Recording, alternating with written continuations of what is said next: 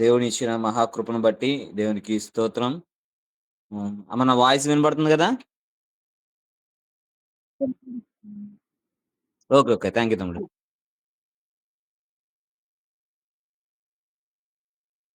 Okay. హ్మ్. Okay. జకర్య గ్రంథము మొదటి అధ్యాయము కొంతవరకు మనము ఉపోద్ఘాతాన్ని వినడానికి దేవుడు కృప చూపించారు లాస్ట్ వీక్. ఇక మనము ఈ రోజు నుండి ధ్యానంలోనికి వెళ్దాం.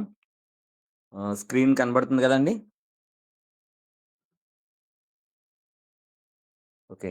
కానీ దేవుని మహాకృప నాకు ఆ నంబర్ చాలా బాగా అనిపిస్తా ఉంది. 25 కదా!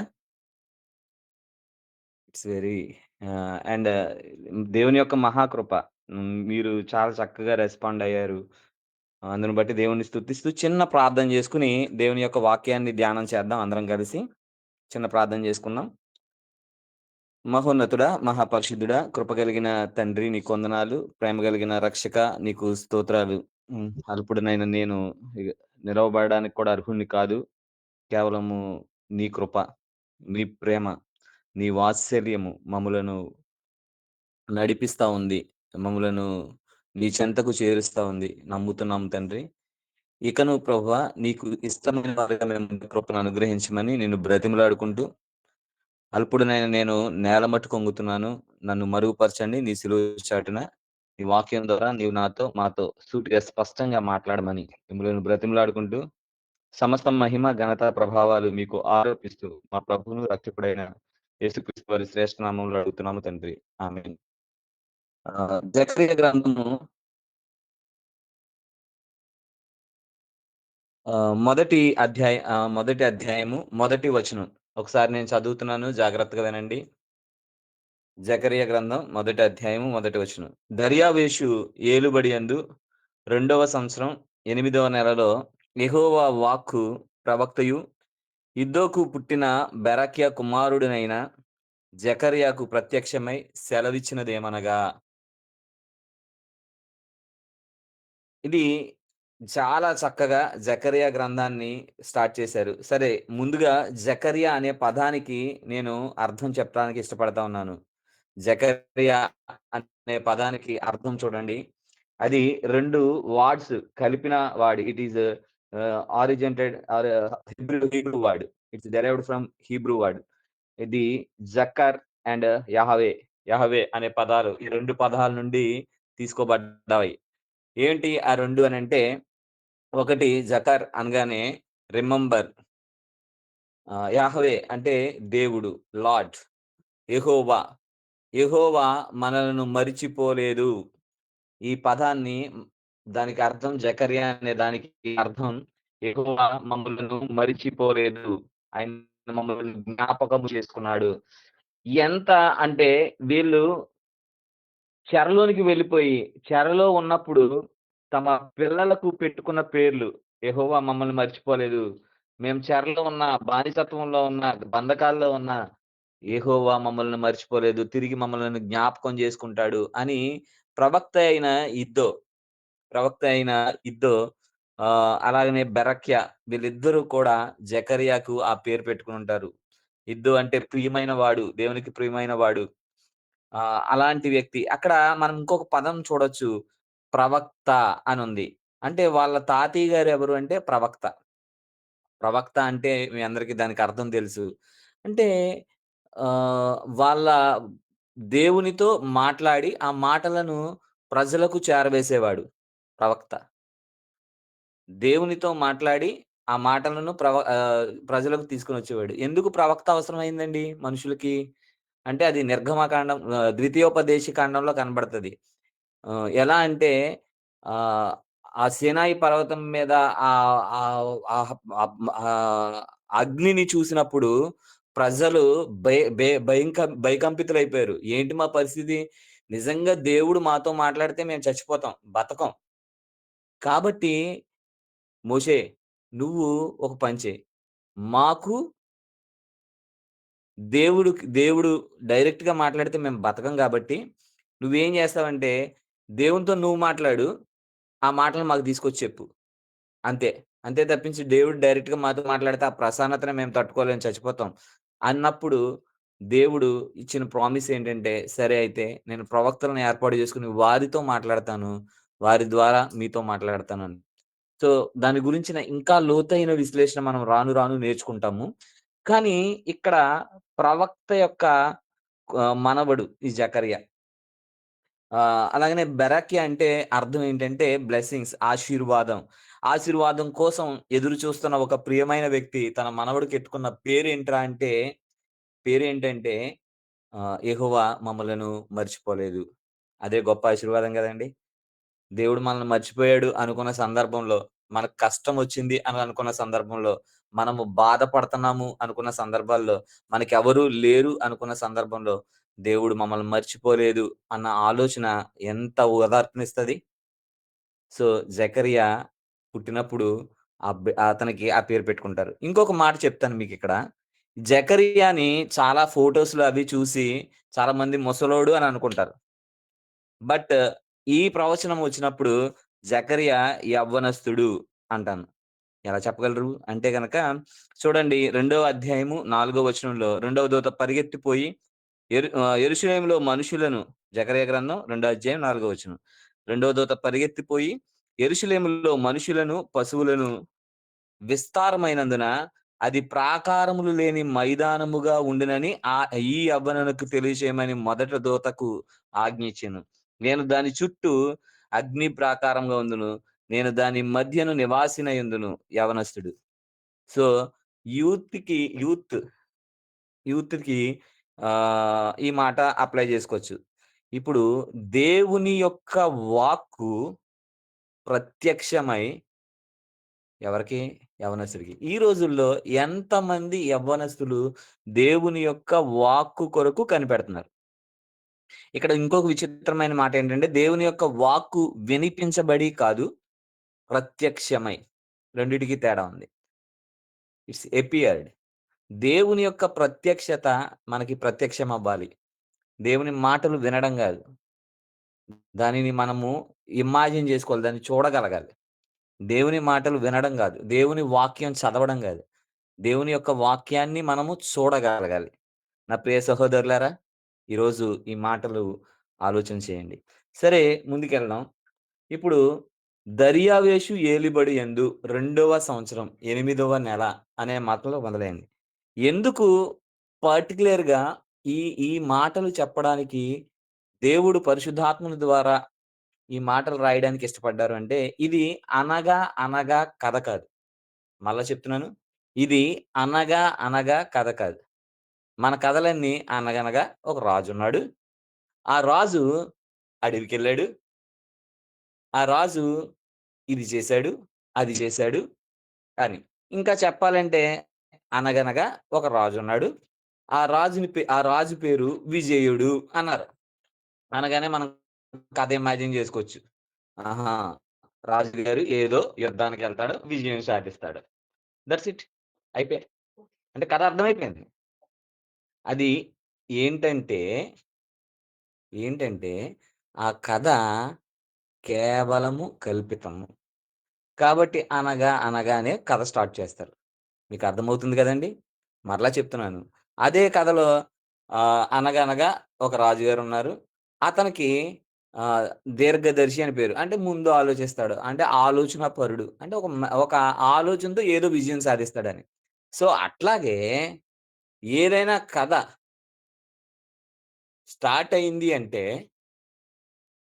ఏదైనా కథ స్టార్ట్ అయింది అంటే, ఆ కథకి అర్థమేంటి అంటే ఆ కథకి అర్థమేంటి అనంటే, అది కల్పితము అని. అనగానే స్టార్ట్ అయితే. కానీ ఇక్కడ మనం అర్థం చేసుకోవాల్సిన విషయం ఏంటంటే, ఇది అలా కల్పితముతో స్టార్ట్ అయిన కథ కాదు. దర్యావేషు ఏలుబడి యందు చరిత్ర చెప్తా ఉంది. బైబిల్ గ్రంథం చారిత్రక పుస్తకం గాదు. నేను మరలా చెప్తున్నాను. బైబిల్ గ్రంథం చరిత్ర పుస్తకం గాదు. సారీ చారిత్రక పుస్తకం అన్నాను గానీ, చరిత్ర పుస్తకం గాదు. అంటే అందులో చరిత్రే ఉంటదనుకోను. కానీ బైబిల్ గ్రంథం చరిత్రను మార్చిన పుస్తకం. చరిత్ర కలిగిన పుస్తకం. ఓన్లీ చరిత్రే ఉండదండి అందులో. సైన్స్ ఉంది.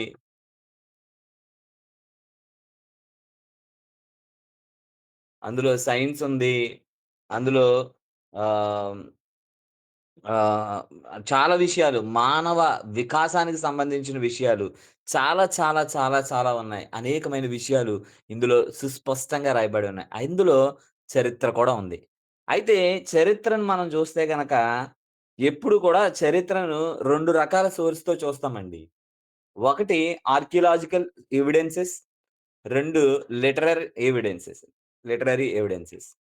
ఒకటి ఆర్కియలాజికల్ సోర్స్‌తో చూస్తాము. 2 లిటరరీ సోర్స్‌తో చూస్తాం.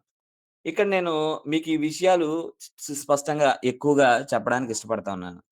మనం చూస్తే గనక సోషల్ హిస్టరీని మనం చాలా జాగ్రత్తగా అర్థం జేసుకోవాలి. ఎందుకంటే హిస్టరీని అర్థం జేసుకోవడం వల్ల మన చరిత్రేంటో మనకు తెలుస్తది.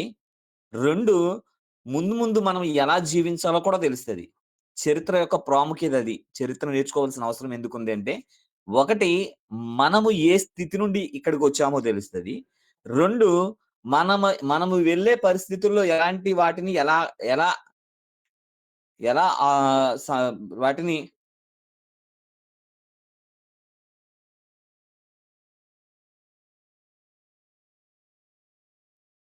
వాటిని ఎలా మనము హలో!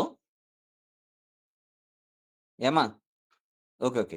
వాటిని మనము ఎలా ముందుకు తీసుకెళ్లాలనేది తెలుస్తది. సో, హిస్టరీ అలాగని చెప్పి మనం తప్పుగా అర్థం చేసుకోకూడదు.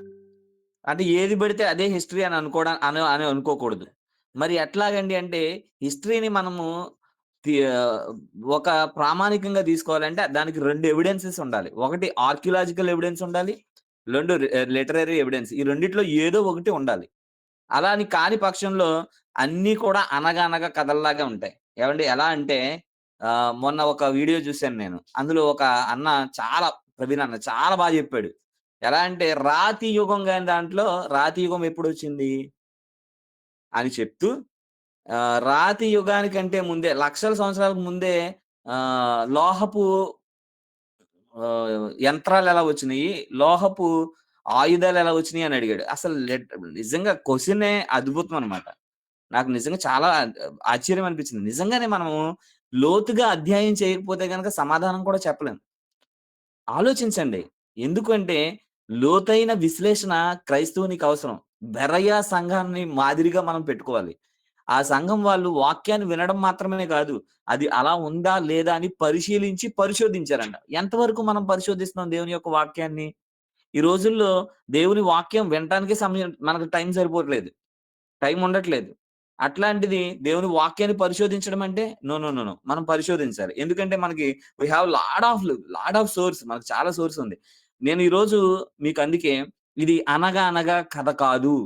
దర్యావేషు ఏలుబడి అసలు దర్యావేషు ఎవడు? దర్యావేషు ఏలుబడి అనే మాటొచ్చింది.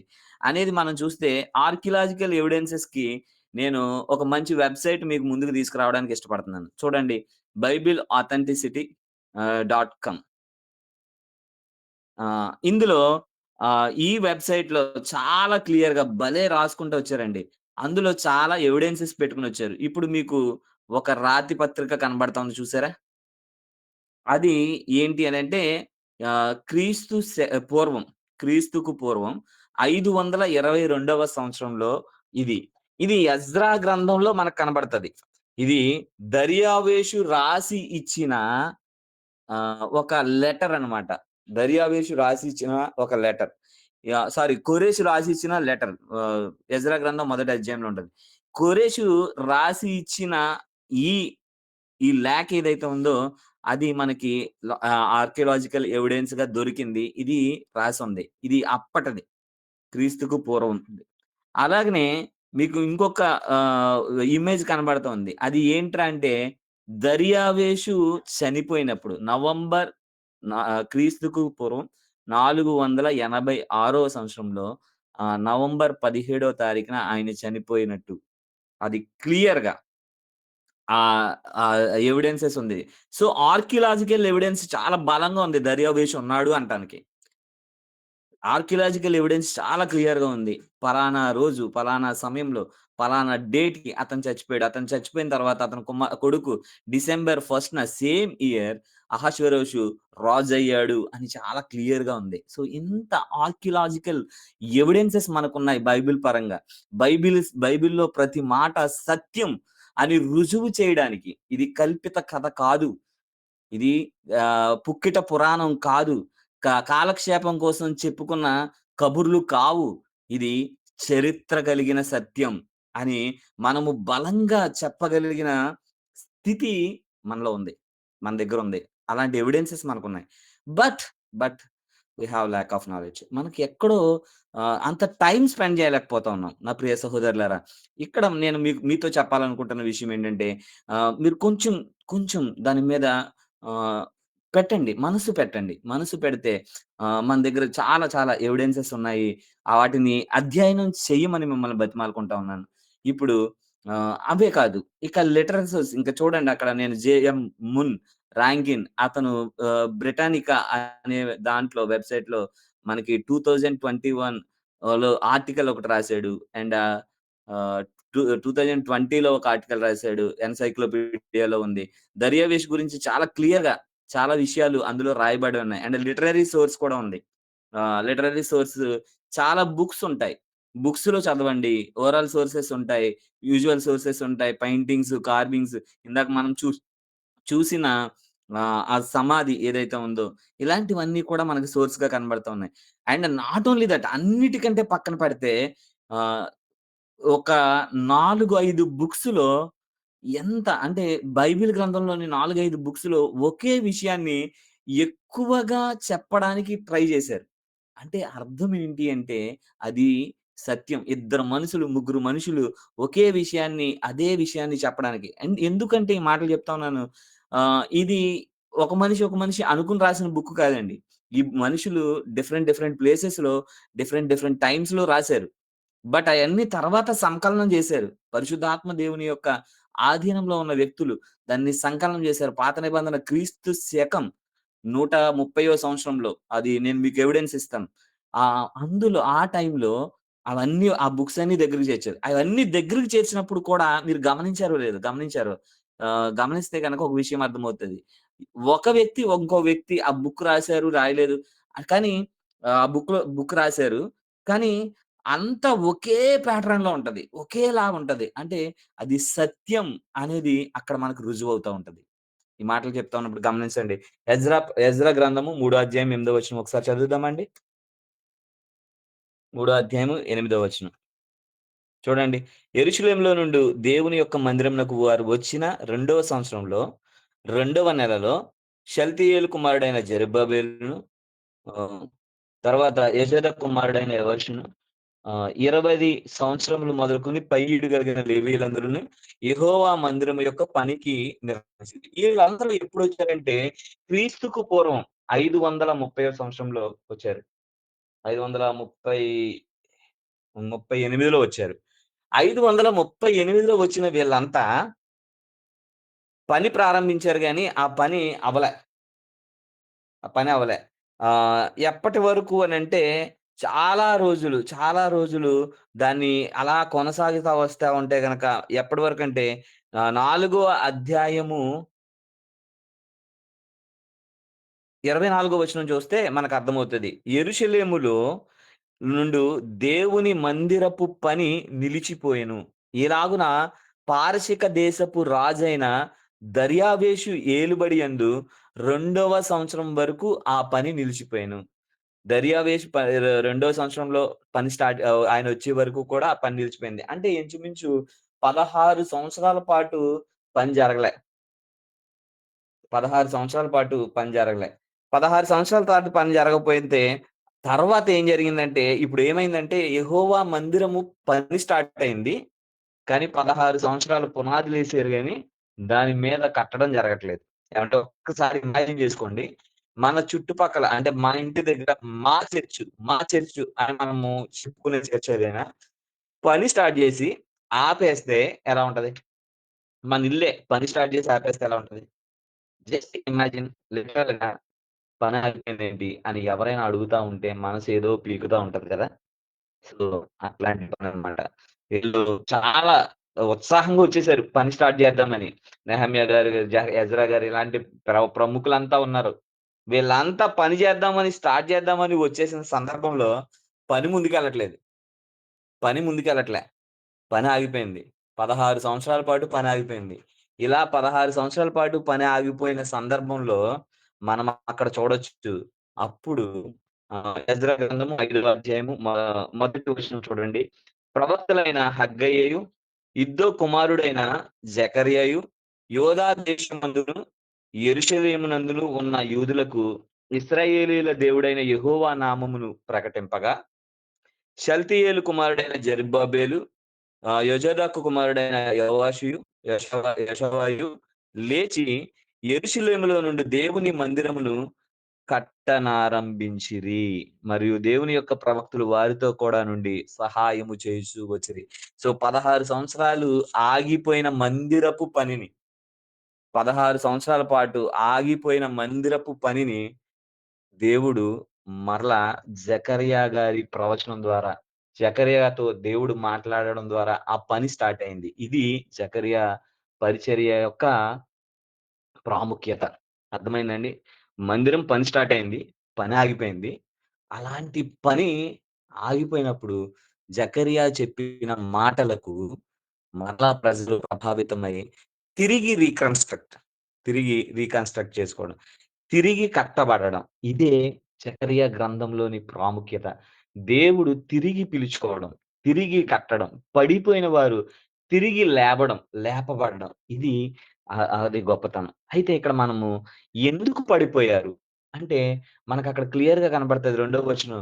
యెహోవా మీ పితరుల మీద బహుగా కోపించెను. యెహోవా మీ పితరుల మీద బహుగా కోపించెను. చాలా కోపమొచ్చిందంట దేవుడికి. ఎంత కోపమొచ్చిందంటే అంత కోపమొచ్చింది. ఎందుకని కోపమొచ్చింది? ఇది పాయింట్. ఎందుకు కోపమొచ్చిందంటే, 4వ వచనంలో మనకు కనబడతది. మీరు మీ పితరుల మీద మీరు మీ పితరుల వంటి వారై ఉండొద్దు.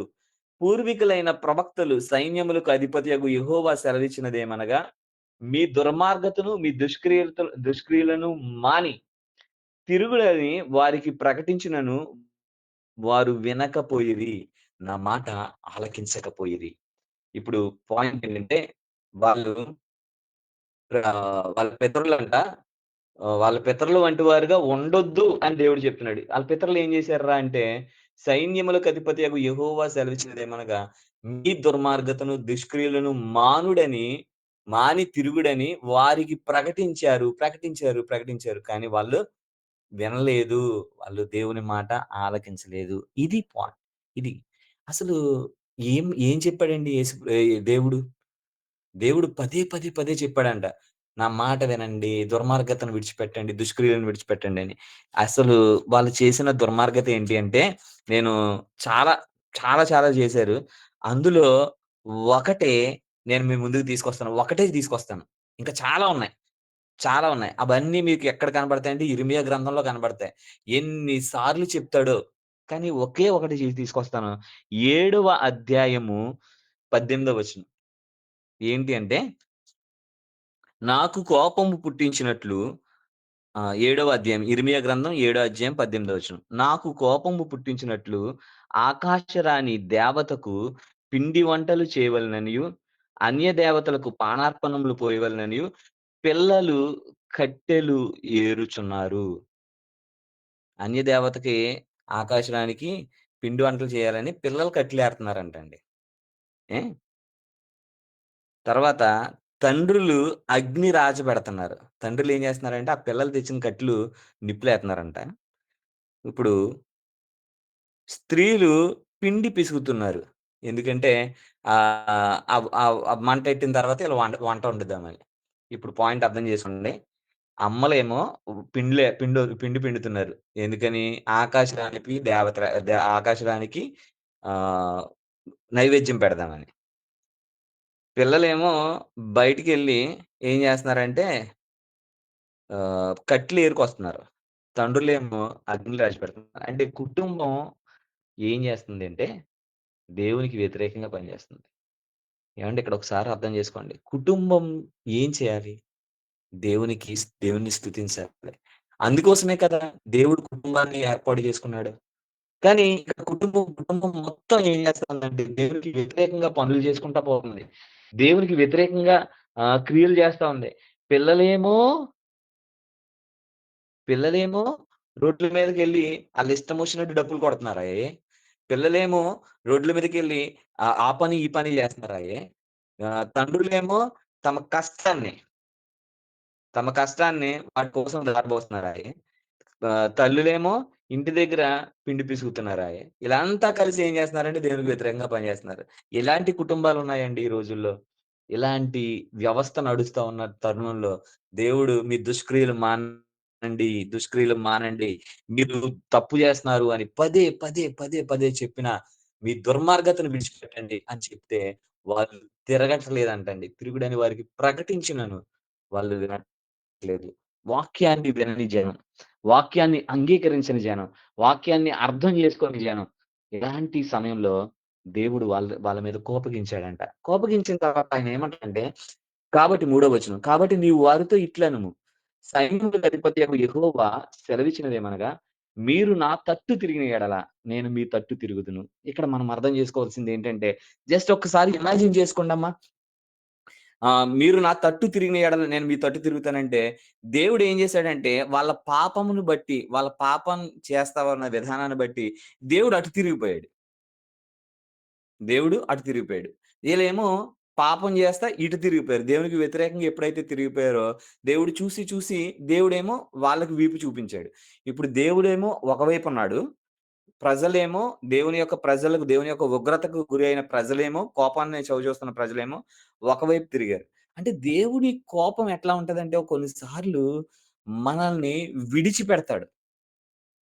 అయితే అటు తిరిగిపోతాడు. ఎందుకంటే మనం చేసే పాపం దేవునికి, మనకి దూరాన్ని, ఎడబాటుని క్రియేట్ చేస్తా ఉంటది.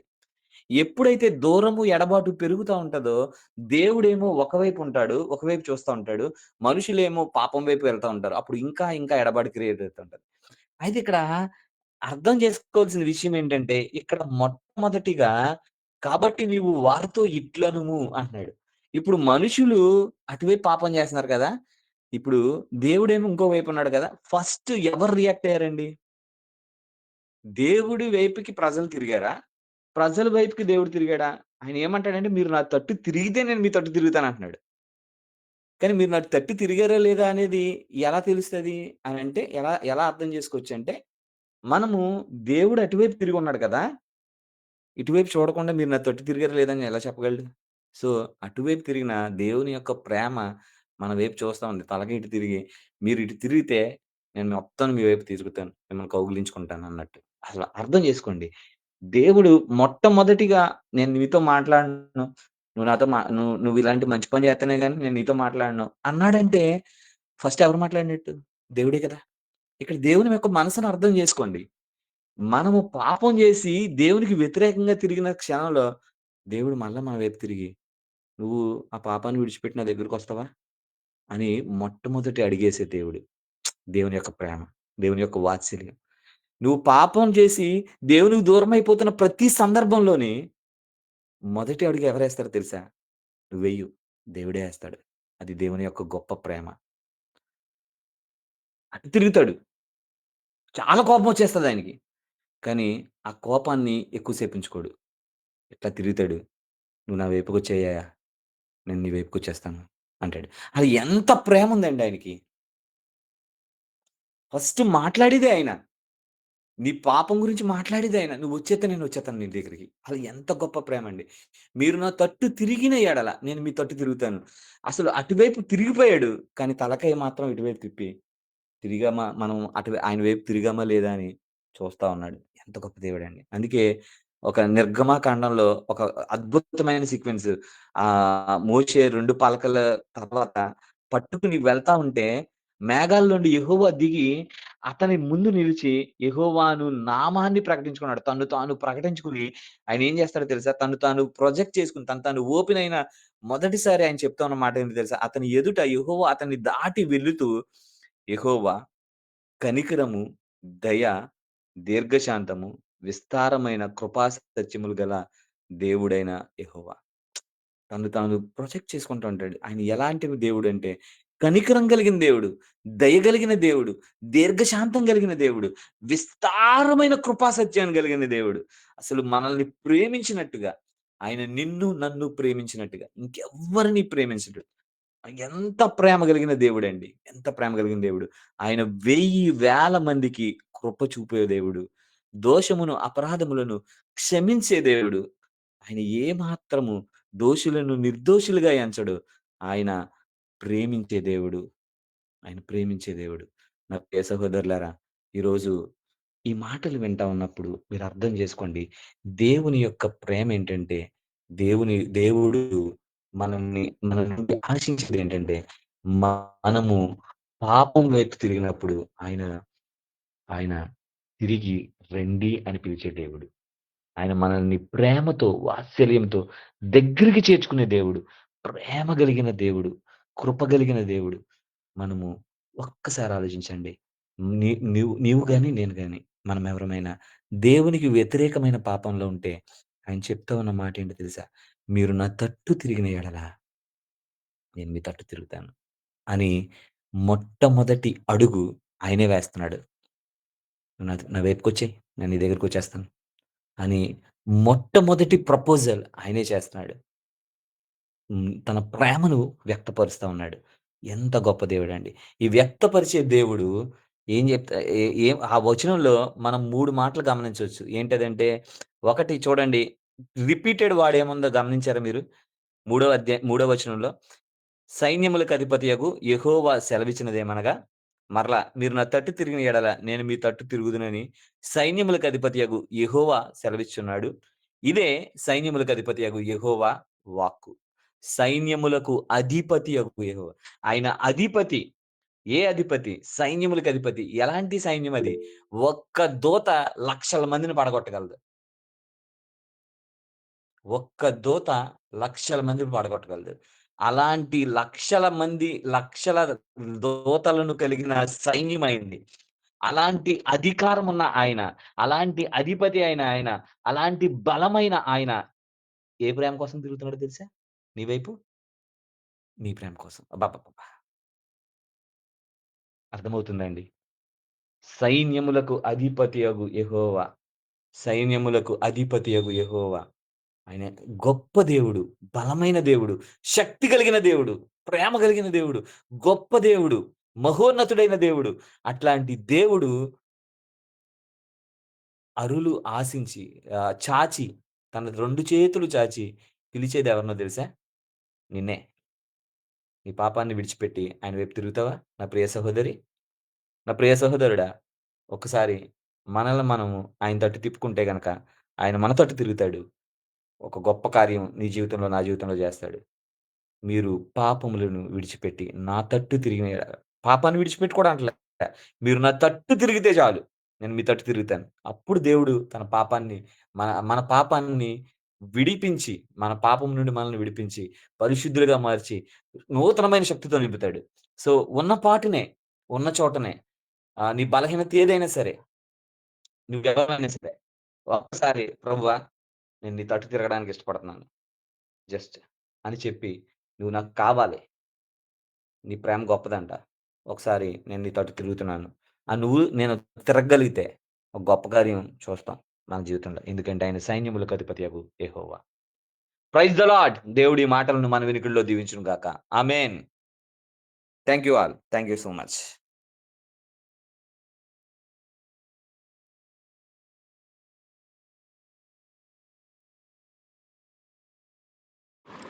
హలో అన్న. నా వాయి తమ్ముడు వినపడుతుంది తమ్ముడు.